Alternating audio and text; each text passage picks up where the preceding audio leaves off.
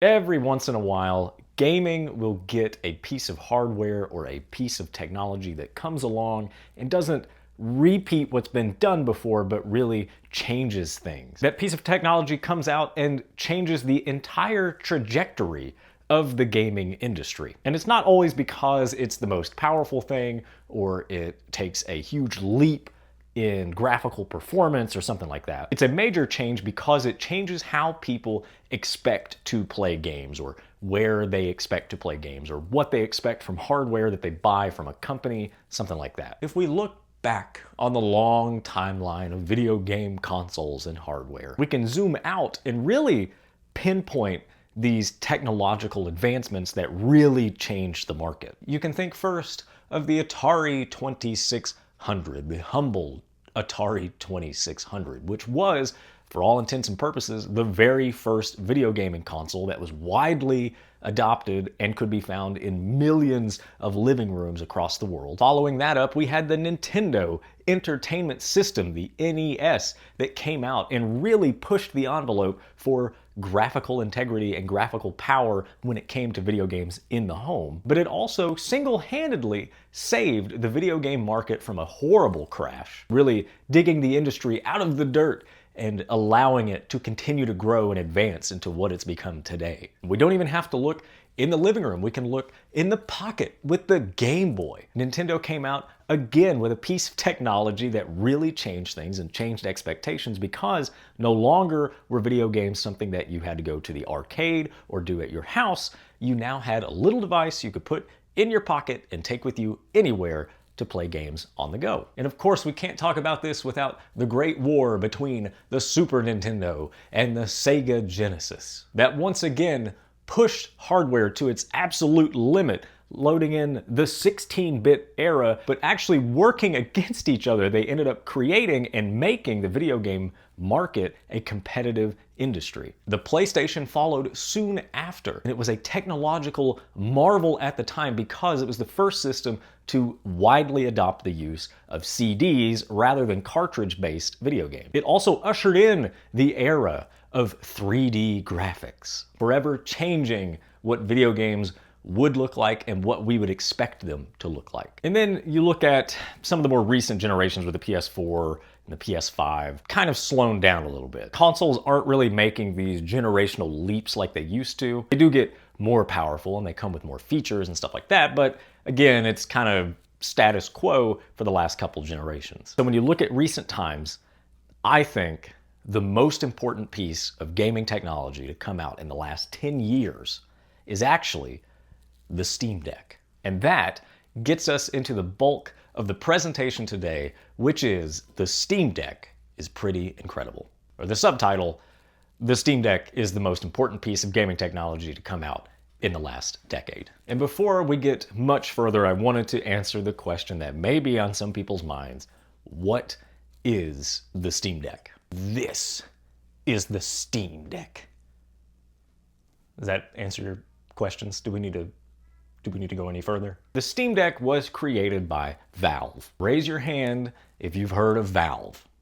Okay, now put them down. Now raise your hand if you've heard of Steam. All right, put them down. Raise your hand if you think I'm handsome. Oh, put them down.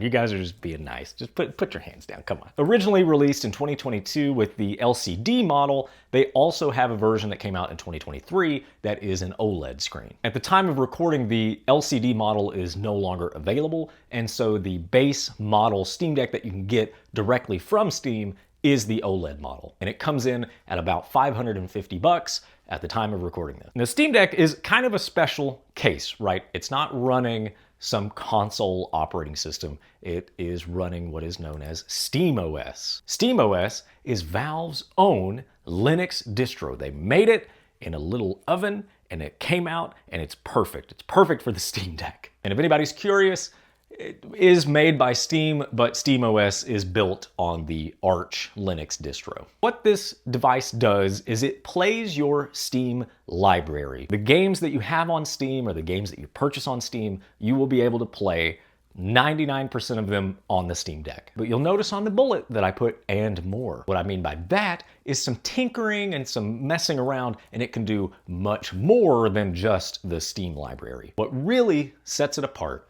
from other consoles is it's not a console.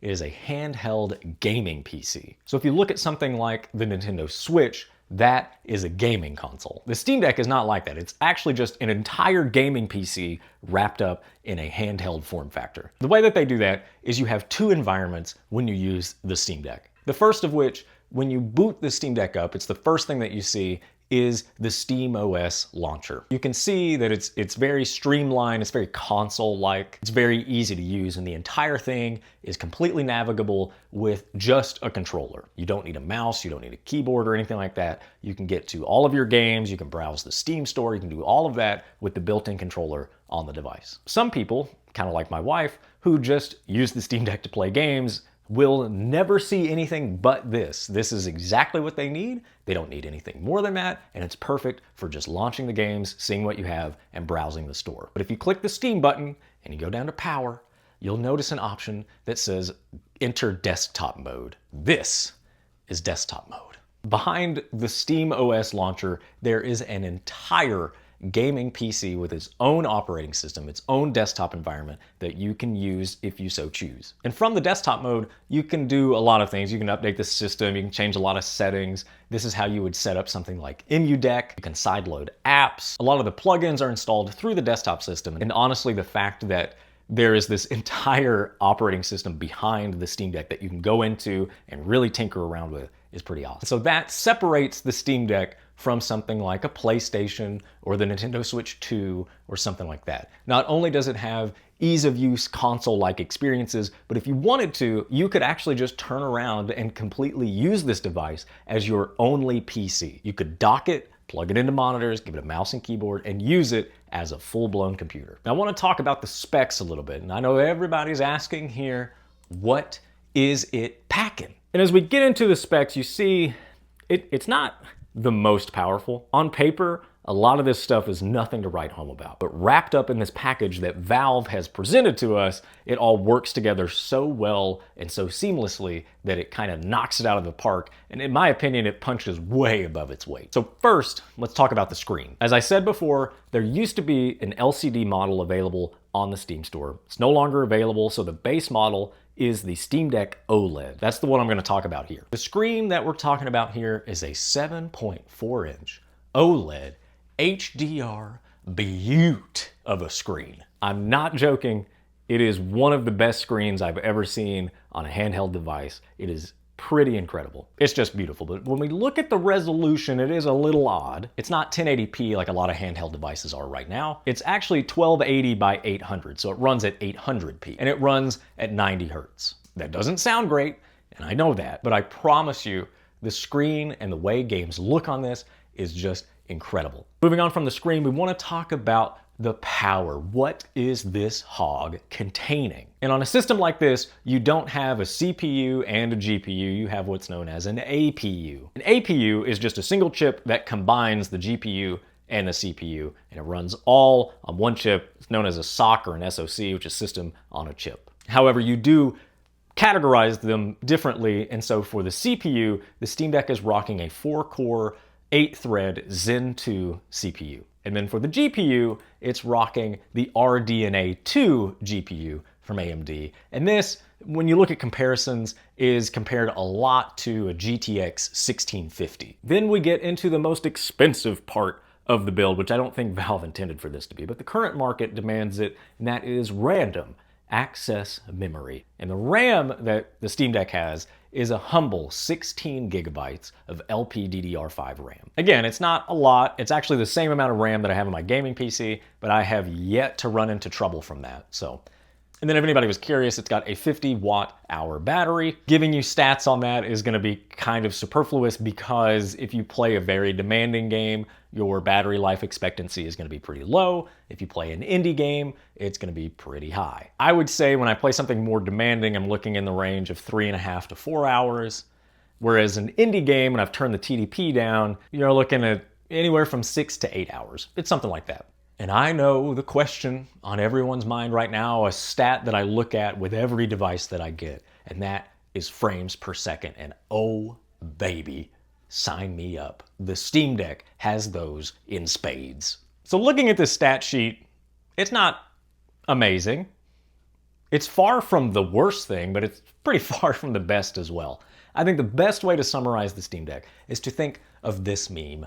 You know, it's not much, but it's honest. What it's packing and the way that Steam and the community around it gets every drop of power out of it makes it pretty incredible. And again, I think it punches far above the weight of the spec sheet. But I started this video with a very bold claim in that I think the Steam Deck is the most important piece of gaming technology in the last decade. I think the Steam Deck rules. And so the question on your mind is probably what makes it so important. I'm gonna go through this in a list and kind of explain it as I go along. Every point here is my rationale and my belief of why the Steam Deck is the most important piece of gaming technology. And then at the end, I'll try to summarize what I said, but keep in mind, every bullet point that I go over is going to be the reason that I think it's the most important piece of technology. Starting with the first thing that I think is incredible that the Steam Deck has accomplished, and that has been proving that Linux gaming works. The Steam Deck is responsible for huge strides when it comes to gaming on Linux. Before, gaming on Linux was seen more as an experiment. It's something that you might be able to get to work, but there's a lot of hoops you have to jump through, until Valve comes along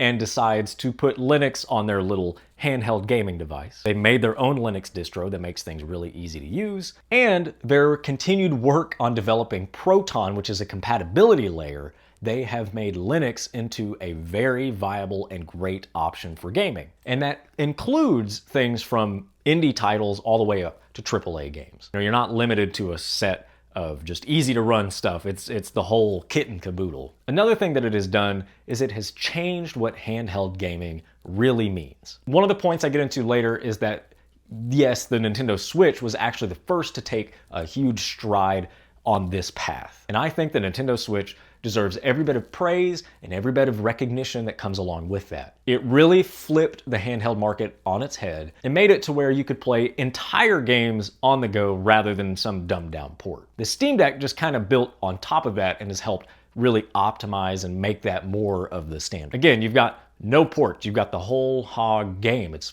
start to finish the same game that you could play on a PlayStation or on your PC or whatever. And thanks to the Steam Deck, the giant that is Microsoft has finally been challenged when it comes to PC gaming. The giant has a tick in its armor. When you look at the Steam Deck, it really is the first widely accepted gaming PC device that's not running Windows. Obviously there were some before, but none as widely adopted as the Steam Deck. And thanks to the Steam Deck, Windows is no longer seen as the only operating system that you can have to play and access your PC gaming library. And I'd be willing to wager that the Steam Deck is responsible for introducing a ton of people to Linux for the very first time. There's probably a lot of people out there that bought the Steam Deck just to play the games, but inevitably, once you get a piece of technology, it is fun to tinker around with, and then they probably made their way into desktop mode, and then started looking into Linux as a whole, and yada, yada, yada. So thanks to the chunk of a device that is pretty ugly on the outside, but has incredible ergonomics, Windows is finally seeing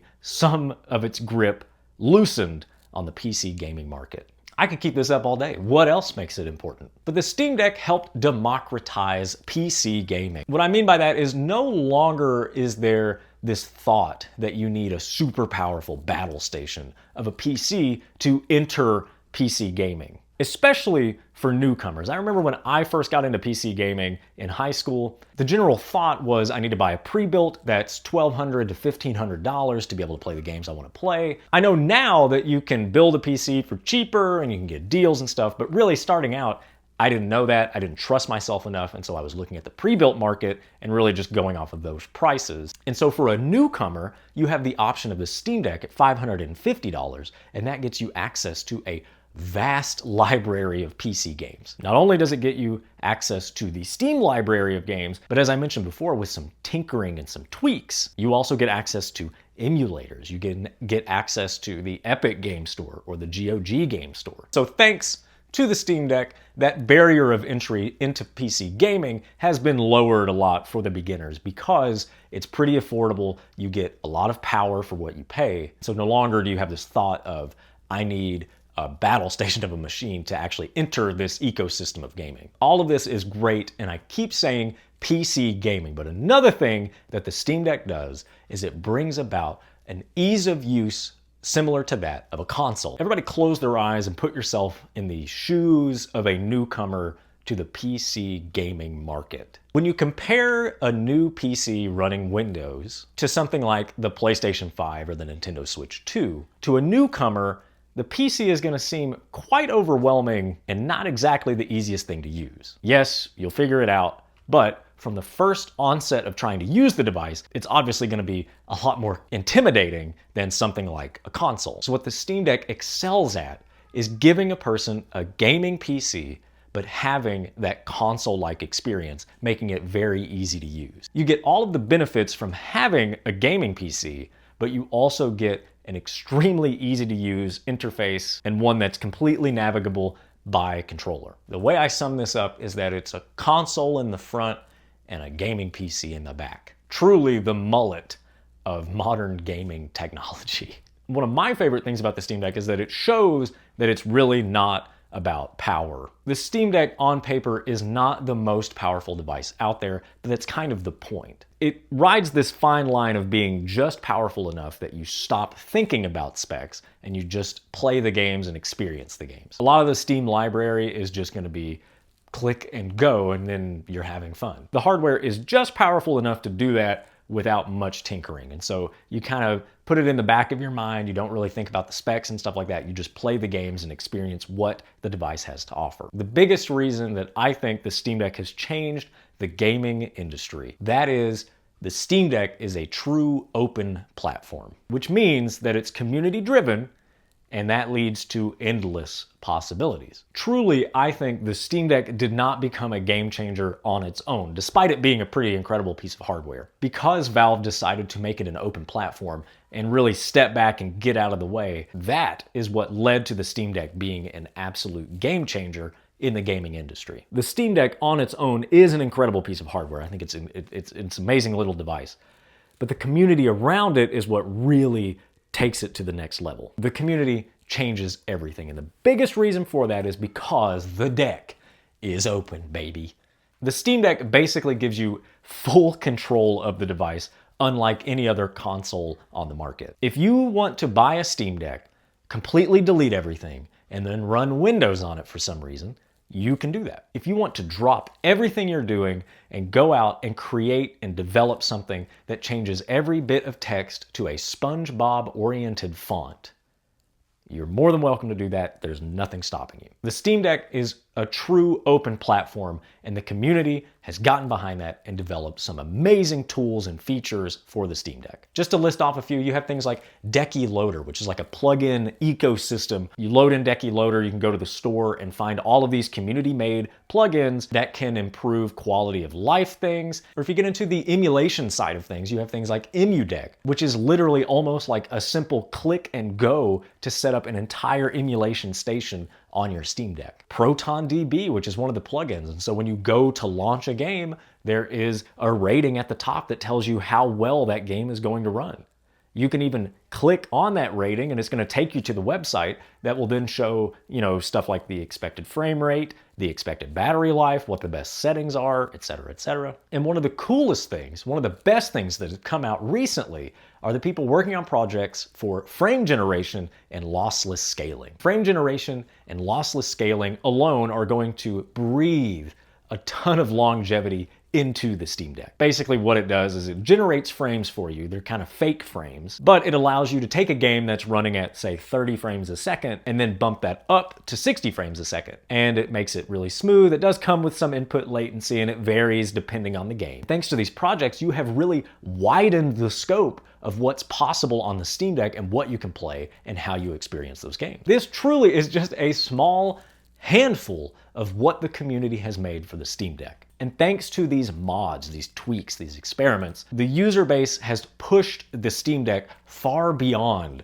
its stock capabilities. You're getting so much more out of the Steam Deck thanks to the community than Valve ever really intended. The best way to summarize this is you are on the winning team. You've got a community behind you releasing all of this cool stuff, and it's coming to the device that you have, and it truly is a game changer. So when you take all of these bullet points that I've just gone over, it's easy to see why I think it is the most important piece of technology that's been released in the last decade. It's changed the trajectory of the PC gaming industry forever, loosening the grip that Windows had on gaming, ushering in this entirely new group of Linux users. Console makers now are gonna have to consider how open and how modifiable the Steam Deck is to be able to compete with it. You know, somebody that has a Steam Deck goes out and buys a Nintendo Switch 2, they can't do as much with that Switch 2 as they can with the Steam Deck. So now companies are probably gonna have that thought in the back of their mind, we have to give some sort of customization to even compete with a device like the Steam Deck. My personal favorite thing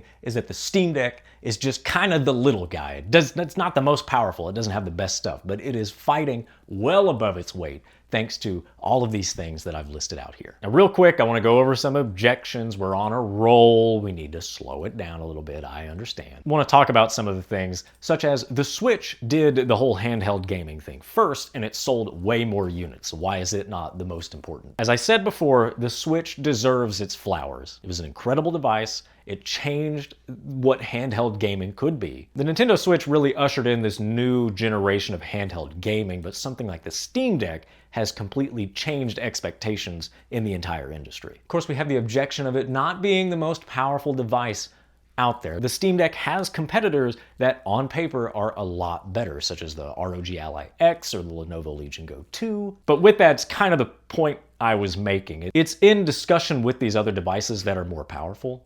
And the fact that it's able to compete and it's able to kind of trade blows with these more powerful devices kind of shows that power isn't everything, and the way that the Steam Deck squeezes every ounce of power out of the components that it has really just changes everything from a spec race into turning a game on and enjoying it.